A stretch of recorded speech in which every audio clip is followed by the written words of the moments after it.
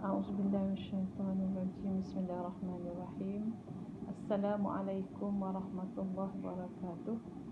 Alhamdulillah wa bihi nasta'in. Asyhadu an la ilaha illallah wahdahu la syarikalah wa asyhadu anna sayyidana Muhammadan abduhu wa rasuluh.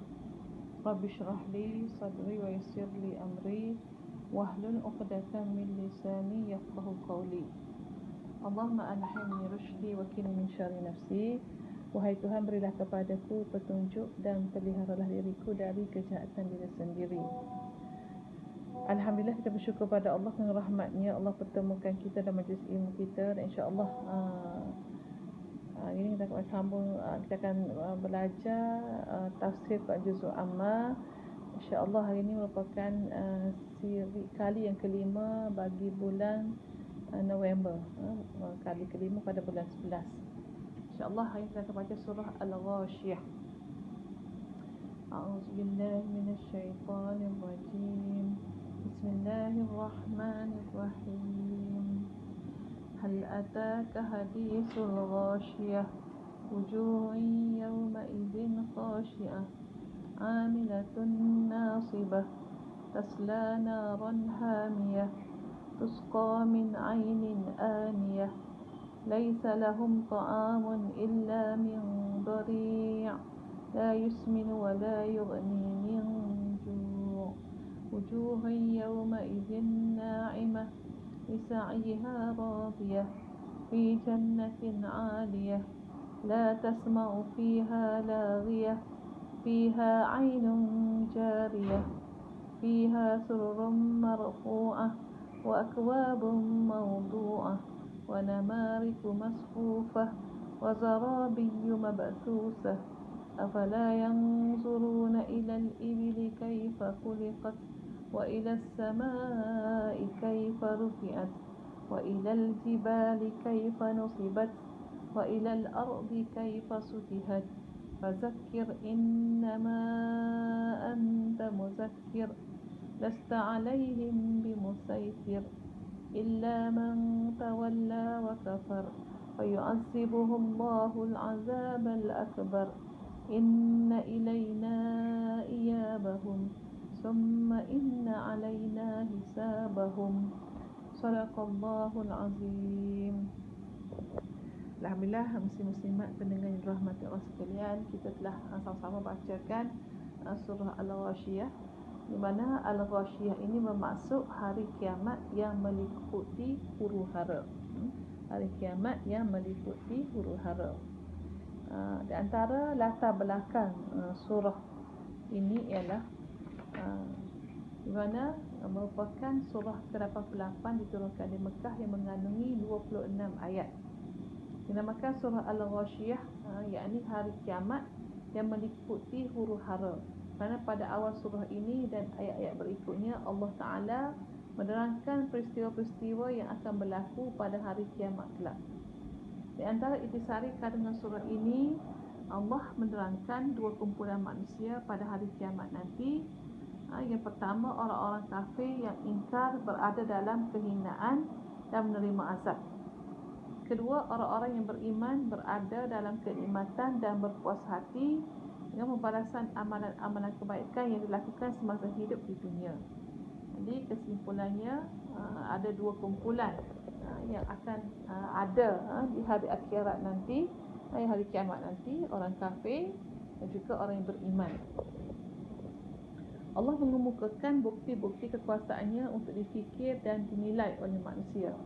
Allah memerintahkan Nabi supaya memberi peringatan kepada umat manusia dengan penegasan bahawa Allah yang berkuasa memberi petunjuk kepada mereka. Berdasarkan hadis-hadis riwayatkan dari Nu'man bin Bashir bahawa Rasulullah SAW membaca surah Al-A'la dan surah Al-Ghashiyah dalam solat hari raya juga solat Jumaat. Itulah ada hadis menurut hadis riwayat Abu Daud dan juga An-Nasa'i. Muslim-muslimat yang dirahmati Allah sekalian, sekarang kita lihat kepada makna ayat surah Al-Ghashiyah. Bismillahirrahmanirrahim. Dengan nama Allah yang Maha Pemurah lagi Maha Mengasihani. Hal ataka hadisul ghashiyah. Sudahkah sampai kepadamu wahai Muhammad perihal hari kiamat yang huru-haranya meliputi wujuhun yawma idzin khashi'ah, maka orang-orang yang kafir pada hari itu tunduk kerana merasa hina. Amilatun nasibah, mereka menjalankan kerja yang berat lagi berpenat lelah. Tasla naran hamiyah, mereka tetap menderita bakaran neraka yang sangat-sangat panas membakar. Tusqa min ainin aniyah, mereka diberi minum dari mata air yang menggelegak panasnya. Laisa lahum ta'amun illa min dhari', tiada makanan bagi mereka di situ selain dari pokok-pokok yang berduri. La yusmin wa la yughni min ju', yang tidak menggemukkan dan tidak pula dapat menghilangkan sedikit kelaparan pun. Wujuhun yawma idzin na'imah, sebaliknya muka orang-orang yang beriman pada hari itu berseri-seri. Bisa'yiha radiyah, berpuas hati dengan balasan amal usahanya yang baik yang telah dikerjakannya semasa hidup di dunia. Fi jannatin 'aliyah, mereka tinggal menetap di dalam syurga yang tinggi, tempat kedudukannya dan darjatnya. La tasma'u fiha laghiyah, mereka tidak mendengar di situ sebarang perkataan yang sia-sia. Fiha ainun jariyah, di dalam syurga itu ada mata air yang mengalir. Fiha sururun marfu'ah, di situ juga ada pelamin-pelamin berhias yang tinggi tempatnya. Wa akwabum mawdu'ah, dan piala-piala minuman yang disediakan untuk mereka. Wa namariku masfufah, dan bantal-bantal yang teratur untuk mereka berteleku atau bersandar. Wa zarabiyyu mabthusah, serta hamparan-hamparan yang terbentang. Afala yanzuruna ilal ibili kaifa khuliqat, mengapa mereka yang kafir masih mengingkari akhirat? Tidakkah mereka memperhatikan keadaan unta, bagaimana ia diciptakan? Wa ilas samai kaifa rufi'at, dan keadaan langit bagaimana ia ditinggikan binaannya. Wa ilal jibali kaifa nusibat, dan keadaan gunung ganan bagaimana ia ditegakkan. Wa ilal ardi kaifa sutihat, dan keadaan bumi bagaimana ia dihamparkan. Fazakir innama anta muzakkir, oleh itu berikanlah sahaja peringatan wahai Muhammad kepada manusia, dan janganlah berduka cita kiranya ada yang menolaknya, kerana sungguhnya engkau hanyalah seorang rasul pemberi ingatan. Lasta alaihim bimusaitir, bukankah engkau seorang yang berkuasa memaksa mereka menerima ajaran Islam yang engkau sampaikan itu. Illa man tawalla wa kafar, akan tetapi sesiapa yang berpaling dari kebenaran serta ia kufur ingkar. Fa yu'azzibuhu Allahul 'azabal akbar, maka Allah akan menyeksanya dengan azab seksa yang sebesar-besarnya. Inna ilaina iyabahum, sungguhnya kepada kamilah kembalinya mereka.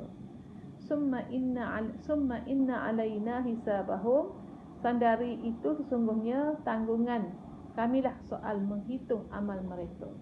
Surahul Azim. Itulah dia antara makna ringkas bagi surah Al-Ghashiyah.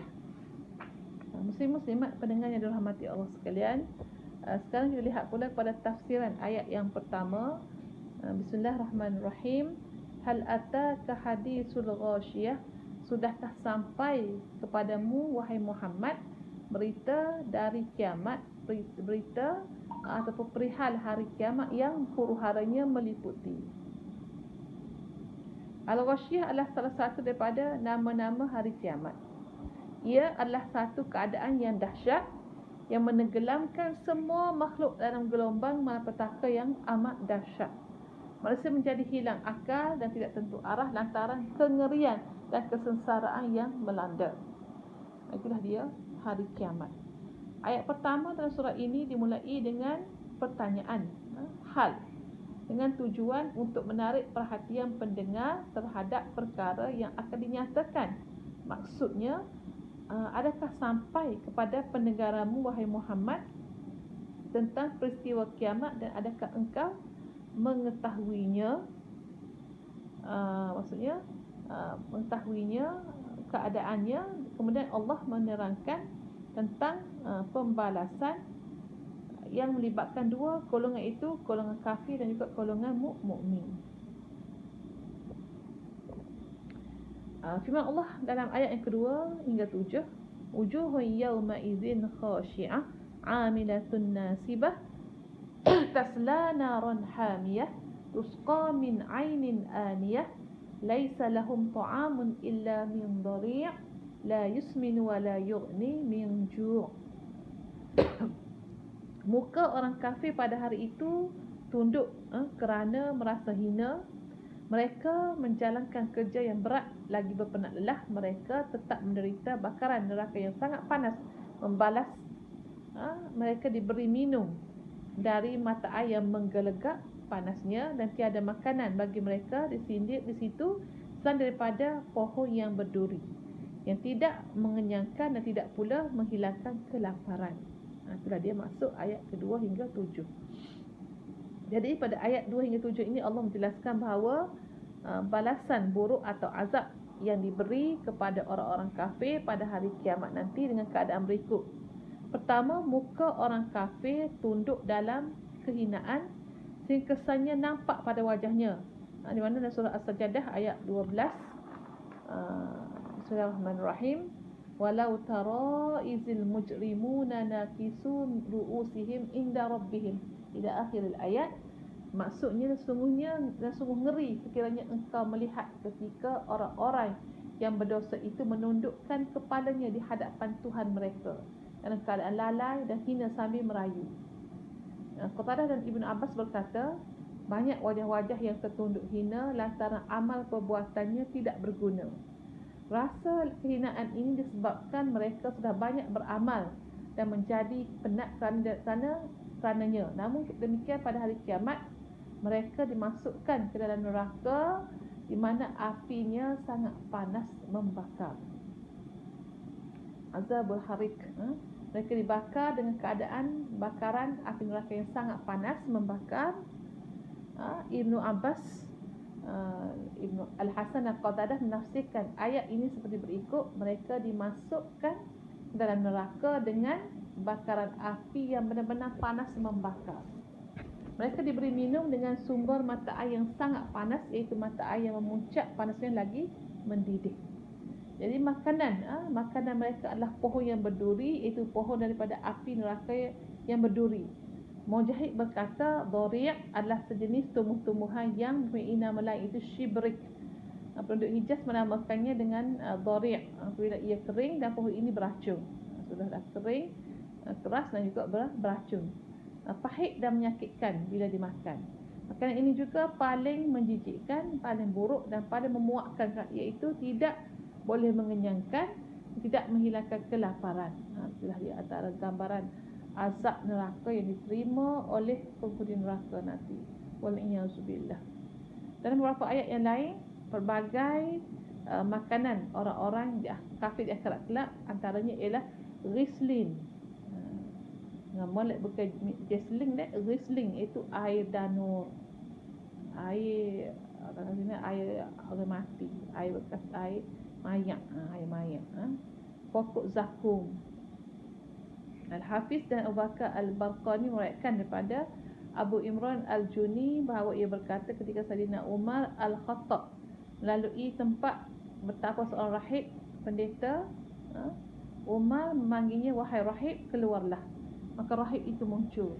Umar merenung wajahnya dan dia menangis. Maka Umar tanya, wahai Amirul Mukminin, mengapa tuan menangis? Umar menjawab, aku teringat firman Allah Ta'ala, Bismillahirrahmanirrahim, amilatun nasibah tasla naran hamiyah. Pada ayat itulah menyebabkan aku menangis kerana mengenangkan bahawa dahsyatnya gambaran azab neraka yang akan dikenakan kepada penghuni neraka nanti. Jadi wa'isubillah, dimohonlah perlindungan kepada Allah daripada Allah Ta'ala daripada dahsyatnya azab neraka. Allahumma ajirna minan nar, Allahumma ajirna minan nar, Allahumma ajirna minan nar. Dan eloklah selepas kita solat solat subuh, solat maghrib, lepas kita solat bacalah Allahumma ajirna minan nar, biar cukup 7 kali. Lepas subuh, lepas maghrib, sebagai amalan kita supaya Allah Ta'ala jauhkan kita daripada api neraka Allah. Sekali itu saja untuk tafsiran surah Al-Ghasyiyah untuk kali kelima pada bulan 11 ini, dan insya-Allah kita akan bertemu di masa yang akan datang insya-Allah. Wa akhiran aqulu qawli hadza wa astaghfirullah li wa lakum. Wassalamualaikum warahmatullahi wabarakatuh.